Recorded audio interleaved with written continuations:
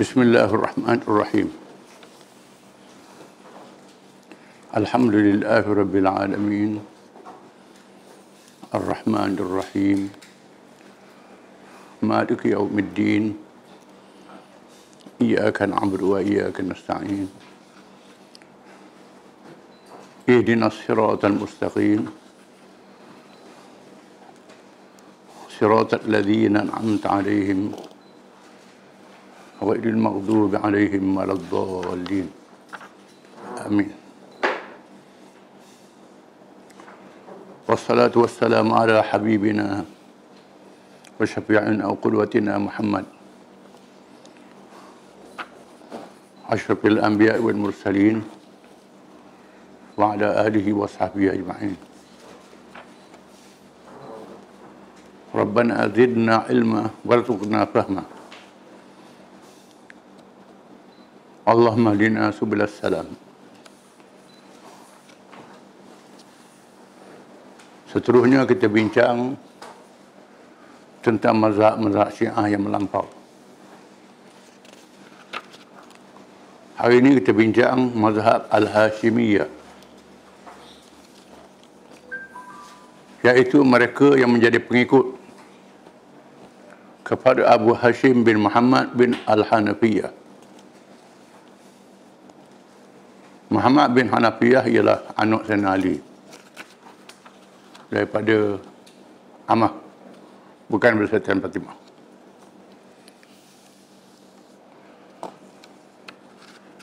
Beliau seorang yang saleh, yang baik. Dinisbahkan kepada nama dia saja. Mereka berkata, selepas tiadanya Muhammad bin Al-Hanafiyah, maka anaknya Abu Hashim yang menjadi imam kepadanya. Ini mengikut fahaman mazhab ini. Diserahkan rahsia segala ilmu. Diperlihatkan kepadanya segala ufuk ilmu yang berhubung dengan hakikat diri. Golongan ini mengutamakan takwil ayat-ayat Quran.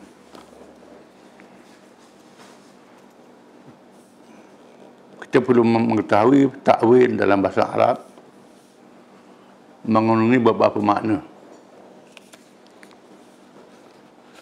Takwil makna tafsir. Di antaranya At-Tabari menyebut yang kita tafsir dia ta'wiluhu, tafsiruhu, tafsirnya. Takwil makna ta'bir, ta'bir mimpi. Takwil dengan makna mengembalikan perkataan asal.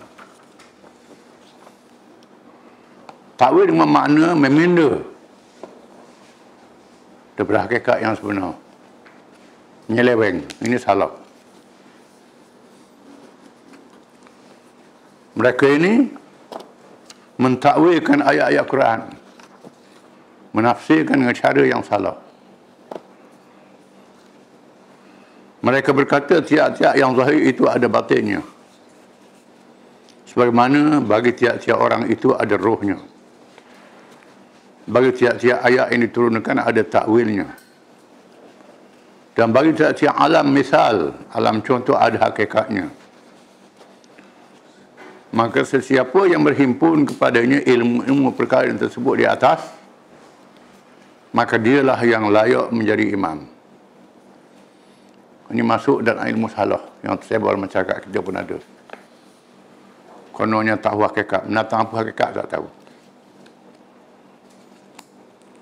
Zahir dan batin. Semua perkara Islam sudah diterangkan oleh Nabi SAW. Sebagaimana disebut oleh Allah dalam Quran. Quran mestilah dipahami dengan ilmu Quran. Ilmu Quran itu diantaranya ilmu yang berkait dengan asbabun nuzul, yang berkait dengan nasikh dan mansukh, yang berkait dengan berbagai-bagai perkara, termasuklah ilmu bahasanya, ilmu nahwu, ilmu saraf, ilmu balaghah, ilmu bahasa Arab, ilmu adab Arabi. Kerana Tuhan menurunkan Quran dengan bahasa Arab. Bahasa Arab pun tak kerti. Tak betul dengan bahasa Arab. Sebab bahasa Quran. Bahasa Arab itu bahasa Quraisy. Bahasa Nabi SAW. Arab banyak bahasa Arab. Arab kabilah-kabilah. Banyak kira-kira. Yang pastinya ialah bahasa Quraisy. Kita dengar masyarakat kita kononnya Quran dalam Fatihah, Fatihah dalam Bismillah, dalam titik ber, semua ada titik ber ke mengarut. Ini semua reka guna akal mereka. Ini ilmu salah. Mestilah memahami Quran dengan bahasa Quran. Dan malaikat Jibril datang menemui Nabi SAW dalam hadis yang sahih, merupakan diri sebagai seorang manusia yang kacau, yang lawa, yang cantik, pakaian yang bersih. Tanya Nabi, mal Islam, mal iman, mal ihsan. Apa dia Islam? Islam ialah amal yang zahir, bertolak daripada rukun-rukun Islam. Iman ialah kepercayaan dalam hati, bertolak daripada akidah, rukun iman yang 6 dan cabang-cabangnya. Ihsan ialah berkait dengan rohani, roh. Membersihkan roh, perbincangan ilmu tasawuf. Berdasarkan Quran dan hadis Nabi SAW. Bukan ajaran yang karut-marut. Di sana termasuk pahaman-pahaman yang bukan daripada Islam. Daripada agama lain. Yahudi, Kristian, Majusi, Hindu, Zarathustra, macam-macam. Masuk dalam pahaman-pahaman orang Islam, khususnya bila mereka masuk Islam. Bila mereka masuk Islam, mereka campur adukkan ajaran mereka dalam masyarakat Islam. Ini timbulnya ajaran yang karut ini. Menurut pendapat Abu Hashim yang menjadi pemimpin mazhab ini, bahawa ruh itu berpindah daripada seseorang kepada seseorang yang lain. Boleh pindah roh ni. Sedangkan Tuhan turun Al-Quran, yas'alunaka 'anil ruh qulir ruhu min amri rabbi. Mereka akan tanya Muhammad berkenaan roh. Tuhan beritahu di mana orang bukan Islam akan tanya tentang roh. Qulir ruhu min amri rabbi. Kata Muhammad, roh tu urusan Tuhan aku. Bukan urusan. Hakikat roh ni dalam ilmu Allah Ta'ala. Kita tahu sikit-sikit saja, tak tahu banyak. Allah Ta'ala tak beritahu kepada semua Nabi-Nabi. Antara Nabi Musa, Nabi Khadir dalam suratul Kahfi. Nabi Musa diberi ilmu oleh Allah Ta'ala dengan wahyu kitab Taurat yang sempurna, yang cukup. Di sana ada ilmu laduni diberi Nabi Khadir alaihi salam. Ilmu tu saja daripada Khadir. Istimewa dia. Tuhan beritahu benda yang akan datang berlaku. Qadar yang Tuhan tu beritahu kepada Khadir. Khadir beritahu apa yang Tuhan beritahu. Apa yang Tuhan beritahu, Khadir tak boleh beritahu. Bukan daripada Nabi Khadir. Dan kita kena sedar bahawa Nabi Musa lebih afdal daripada Nabi Khadir. Musa adalah Rasulullah ulul azmi. Khadir bukan Rasul. Martabat Nabi Musa tinggi daripada Khadir.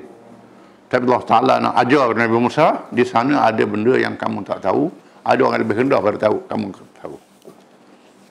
Dalam kisah Suratul Kahfi itu cerita lain. Kalangan ini campur benda yang bukan ilmu yang diberi oleh Allah. Bincang tentang roh.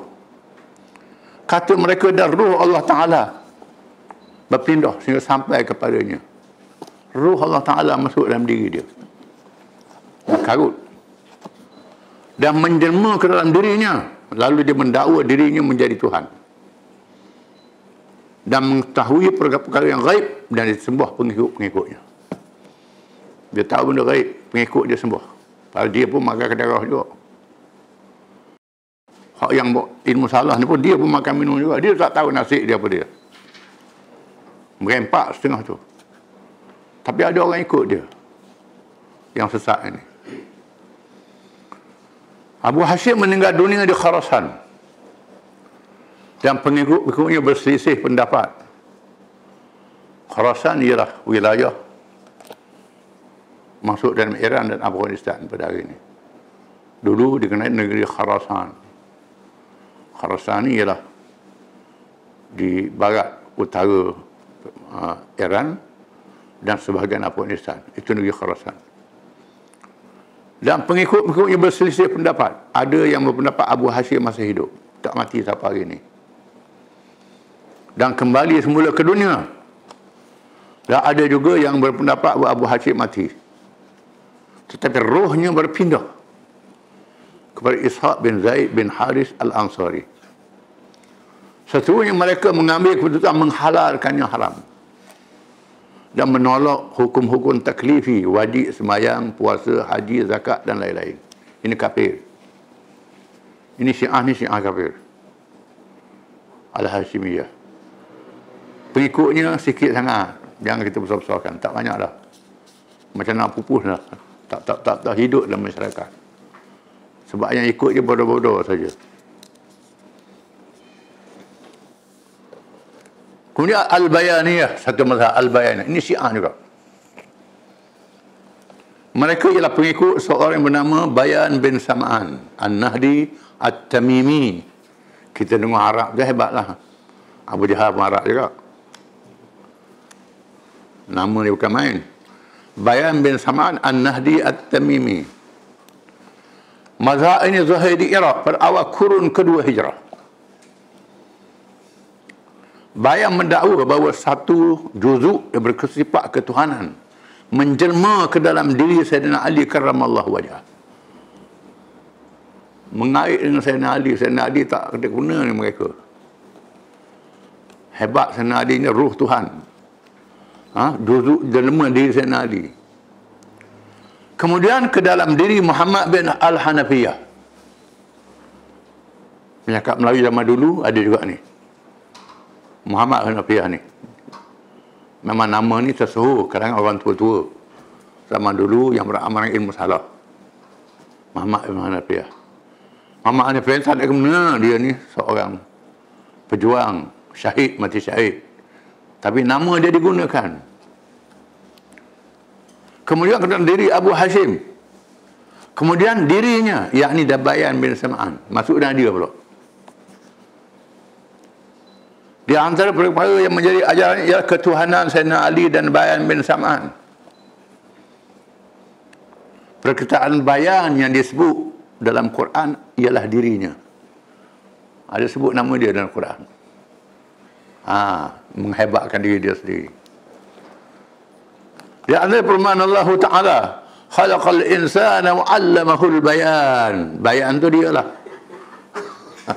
Surah Rahman ayat 3 hingga 4. Artinya dialah Tuhan yang menjadikan manusia, mengajarnya pandai berbicara dan dengan terang dan nyata.